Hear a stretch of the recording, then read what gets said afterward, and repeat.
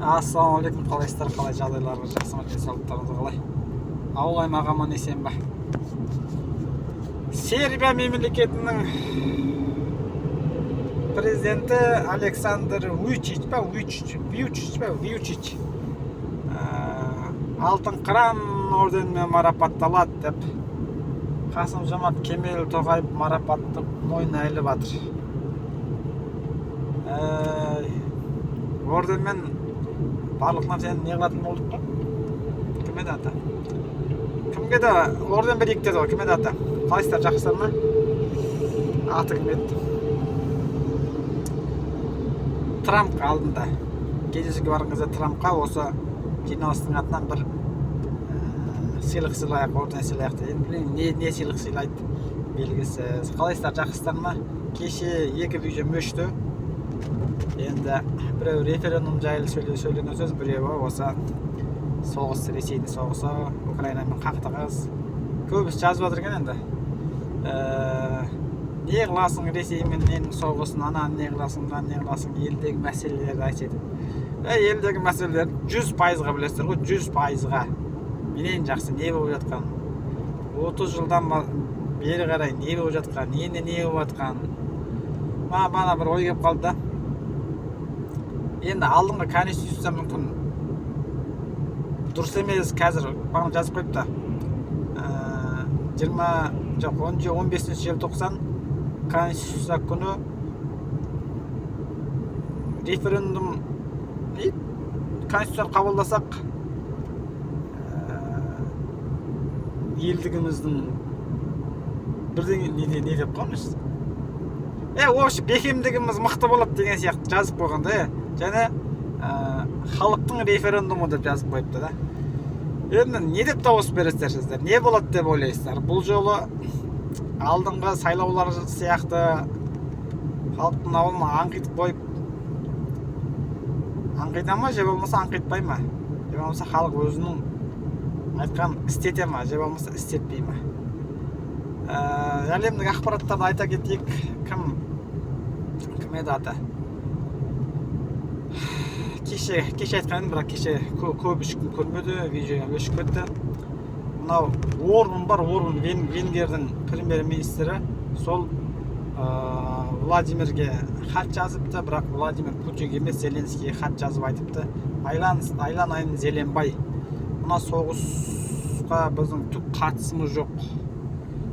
Қаржылайды ақша бере алмаймыз. Сендердің соғыстарыңа, сендердің Украинаның қорғануына Ресейден сендер қазір бізден свет алып жатсыңдар, сол мәселені тездетіп шешсеңдер жақсы болар еді депті. Және де оны енді біреулер айтып жатыр, Белорусияның ақпарат кеңістігінде. Ол негізі хатты не дейді? Дұрыс емес жазды дейді хатты. Ол Владимир Зеленский емес, Владимир Путинге хат жазу керек еді. Сол Украинаны атып жатқан деген ақпаратты айтыпты. Және де мына Владимир Путин демекші Трамппен кім сөйлесті, кім еді телефон арқылы? Зеленбай, Жасылбай. Зеленский сөйлесіп, екеуі жарты сағаттан көп сөйлескен. Ол жерде енді қалай айтсам екен, соғыс жайлы әңгіме болған, қашан бітейін деп жатыр, қашан келесіңдер деген әңгіме болған екен. Енді ақпараттарын Axios арнасының хабарлауы бойынша мынау Жасылбай кімге рахмет айтыпты? Кім еді аты? Трампқа.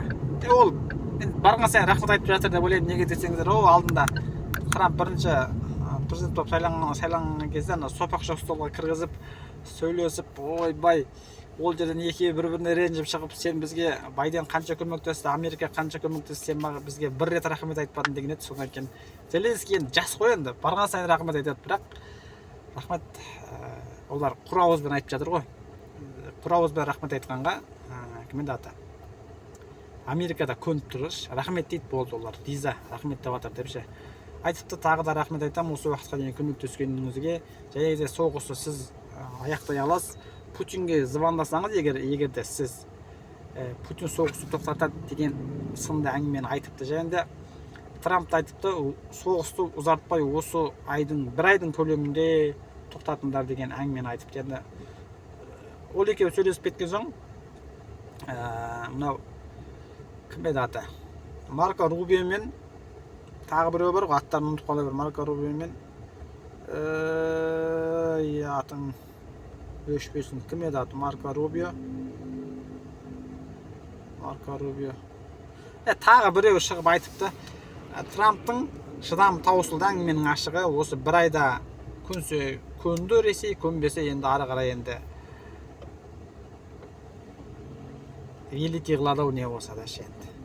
Енді екеуі де қырсығып тұр ғой әңгіменің ашығы ше. Одан кейін мынау Американың шекарасымен енді әр құрлықтың, әр судың, теңіздің өздерінің шекаралары болады. Мысалға мына Каспий теңізі болса, Каспий теңізінің бір 100% Каспий теңіз елестететін болсақ, соның 50%-ы Қазақстандығы деп қояды да, одан бері өтпесін деген сияқты. Сол Куба екеуінің арасында бір қақтығыс болыпты. Американың туын іліп алған кеме мен Кубаның кемесі соқтығысқан. Ол жерде Кубаның капитаны жараланған, және де Американың туын іліп алған кеменің 4 адамы жараланды, жоқ қайтыс болды, 6-ауы жараланды дейді. Бірақ оны Марко Рубио мен Джей Ди Венс айтпақ. Джей Ди Венс сол жайлы сөз сөйледі, бір айтады, олар айтады, біз дейді, бұл біздің кеме емес екенін точно әлі білмейміз. Біз оны анықтауымыз керек. Біздің кеме болса, олай біреудің шекарасына барып кіріп кетпейді. Бұлар сол қалай айтсам екен, Америкаға қарап бет алған, мүмкін босқындар болуы мүмкін деген ақпараттарды айтып жатыр. Тағы мен бағана бір видео көріп қалдым. Сток деген бір, енді ол видеоны, орысша сөйлеген видеоны, орыс блогер, же болмаса орыс тілді Украинаның блогері мекен, же болмаса орыстардың өздерінің блогері мекен айтып жатыр. Халықтан сұхбат сұраған ғой, соғыс қалай болады, ойларыңыз қандай, Путинді қолдайсыз ба, бұл соғыс қашан аяқталады деген сияқты сұрақтарды қойған ау. Сөйтсе бір апамыз ба екен, же болмаса тәтеміз ба, үлкен кісі, соған сұрақ қойды, соғыс бітуін сіз қалайсыз ба деді орысқа. Сөйтсе мен қалаймын, ой қатты қалап тұрмыз, соғыс бітсін деді. О деп қалды екен. Сөйтсек айтады, Донбасын бізге берсін дейді. Тағы бір-екі бұдан келетін бір қаланы, тағы бір-екі қаланы айтты, сол қаланы бізге беріп, соғыс бітсе негізі жақсы болар еді. Негізі ол жерлердің барлығы біздігі дейді. Анау көрсетіп отқан балады аңтаң, мен оны естіп, мен де аңтаң. Менің екі танысым қайтыс болды дейді. Бір жақын танысым дейді, бұрын бірге өскен дейді. Бірге бір үйде тұрған бала соғысқа барып қайтыс болды. Екіншісі жақын емес туысым осы соғысқа барып қайтыс болды. Бұл соғыс тез бітсе екен, бірақ Украина жерін бізге беріп барып бітсе екен деген ақпараттарды айтып жатыр енді. Қалай ойлайсыздар, бұл соғыстың соңы бар ма, же болмаса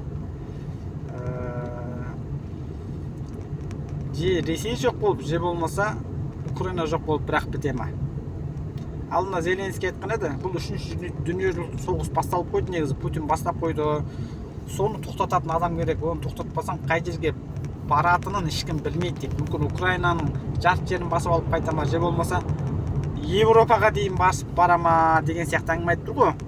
Бұны тоқтатпасақ, бұның соңы қай жерге баратынын ешкім білмейді дейді. Енді бұлай болып кететінін ешкім де білмеді әңгіменің ашығы. Путиннің де құласындағылар айтты ғой, жүргізушілері, пропагандалық ақпарат тарататындары 3 күнде барамыз да аламыз деді ғой. Белоруссия мен Ресейдің арасында оқу жаттығу жүріп жатқан әскерлердің барлығы соған сенді да. 3 күн деді ғой. 3 күнде барамыз. Рамазан Кадыров айтты ғой. Киевке кіріп барамыз да шай ішеміз, кешке Гамзановтың концерт, соны көреміз да қайтамыз деді. Сөйтсе, Гамзанов концертін бермейтін болып шешіп, сонымен Гамзановтың да концерті жоқ. Сондай болып қалып отыр ғой енді. Соғыс басталып қойды. Путин Ресей болды, соғыс тоқтатайық, сенің жерің, сенің жерің, менің жерім деп айтқан күннің өзінде Ресейдің өзінде үлкен қауіп болып тұр. Неге десеңіздер, қазір соғысқа кеткендердің барлығы түрмеде жатқандар, зектер, қарақшылардың барлығы келісіммен шығарған ғой. Соғыс бітеді, сендерге не береміз, миллиарда бостандық береміз деген сияқты. жеңіспен қайтпаса Ресейдің билік басында отырғандар бұл әңгіменің ашығы оңай болмайын деп тұр ғой. Бірақ Украинада оңай жау болып тұрған жоқ. Украинада өліспей беріспейміз. Егер келісімге келмейтін болсақ, ай сайын Ресейдің 50 мың әскерін бауыздаймын деп отыр.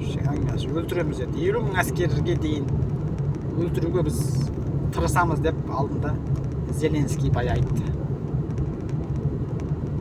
Не болады? Бір адам шешім шығарғанның әсері де, Путин шешім шығарды, алға деді, сонымен алға болып жатыр. Демократия мен диктатураның айырмашылығы осы да. Бір адамға бүкіл елдің халықтың тағдырын іліп қоймайды. Демократия болса, демократия деген не деген мысалға? Демократия деген мен былай түсіндім. Бір адамға шексіз билікті беріп қоймау керек та, шексіз билікті. Назарбаев кезде шексіз билік болды Назарбаевта. Тоқаевта да мен қателеспесем шексіз билікті. Бір адамның, бір ұлттың тағдырын бір адамға артып қою өте қауіпті да. Неге десеңіздер, ол адам, Тоқаев та адам, ол да бір жерден қате кетеді. Мысалға, әлемнің бірінші президенті енді елі десек те Америка келеді, дұрыс па? Жаман десең де, жақсы десең де барлығы мойындайды. Американы өрге сүйреп отқан Трамптың өзін соның астындағы палаталары, кіші палата, үлкен палаталар енді бөлінеді оларда. Солар тоқтатады. Алдына Мадуроны ұрлап кеткен кезде айтты: "Сен саған импичмент жариялап жіберуіміз мүмкін, сен Мадуроны шаққан кезде бізбен ақылдаспадың" деді. Трампты бір тоқтатты. Одан кейін осы бір апта алдым ба екен, же болмаса бір жарым апта алдым ба екен. Мысалға сіздерге айтайық, біз Америка сияқты мықты ел болсақ, сөйтіп Тоқаев жан-жақтағы елдерге салық салады. Бізбен сауда жасағыларын келсе, мысалы Қытайға, Ресейге, Өзбекстан, тағы Венгрия, Америка, Қытай барлығына салық салады. Бізге миллиардтар түседі, миллиард түседі. Қазақстан плюста да, мысалға ше. Қазір Америка сондай салық салды, көрші елдерін бізге 15% салық салды. Енді әр елге әр түрлі салық салды. Соны сотты шешіммен жоғарғы соттары соған қарсы шықты ғой. Сен сауда келісімін бұзып, сауда келісімінде де енді нелер болады ғой? Аталай еді. Ережелер болады. Сен сол ережені бұзып, өзіңнің құқығыңды әсіре пайдаланып, сен салық салдың. Енді сен ана жерде қайтаратын ақшаны енді қанша пәленше миллиард теңгені сен негізі қайтарып беруің керек деген шешім шығарды. Енді ол шешім қалай болады? Ол шешім қабылданса да, қабылданбаса да, Трамптың алдында шығып тұратын адамдар бар да. Қанша президент болғаннан алдыңда әділ сот жүйесін басқарып жатқан жоғарғы соттар бар, төменгі палата бар, сен импичмент жариялап, сені қаласы алып тастайды деген. Сондай нәрсе болу керек те. Ресейде ондай болмады. Сонымен қазір енді миллионнан көп әскерден айырылып, миллион бала жетім, миллион әйел жесір, миллион ана баласынан айырылды, миллион әке баласынан айырылды.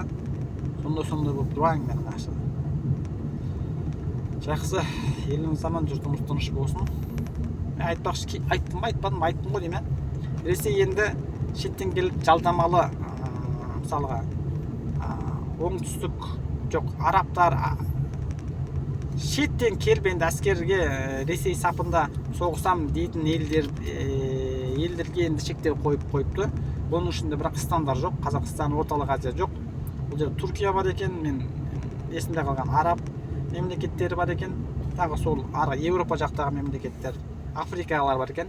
Соларды енді келісіммен Украина соғысына салмаймыз деп айтыпты.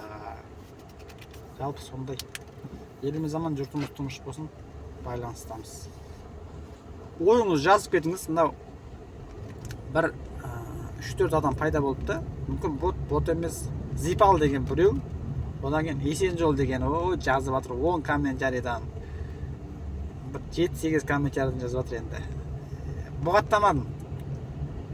Мен бұғаттасам, мен де диктатор болып кететін да. Енді солардың комментарий мүмкін бот емес, жүрекке қатты тисе де оқып жатырмын әңгімені ашықшы. Жалпы сондай. Референдум не болады? Халық референдумды шеше ме, же болмаса ана кім айтты? Сталин айтты дей ме? Алдында бір бауырымыз жақсы пікір жазыпты. Сайлауда дейді, қаншадан дауысы бергені маңызды емес деп Сталин айтқан екен. Сайлаудың сайлауден сіз дауыс бересіз ғой, сол дауысты кім санайды, сол маңызды дейді ғой. Сондықтан дауысты халық санай ма, же болмаса сайлауды референдумды өткізіп жатқан комиссия санап шығара ма? Вообще әңгіменің ашығы, қанша адам сайлауға қатысқаны маңызды емес, сайлаудың нәтижесін шығаратын адамдар нәтижесін қалай шығарады, сол маңызды деп кезінде Сталин айтқан екен. Ал, айтыңыздар, кім шығарады? Референдумның шешімін кім шығарады? Сайлаушылар ма, же болмаса референдумның басында отырған адамдардың аузынан шыққан сөз шеше ме? Жақсы.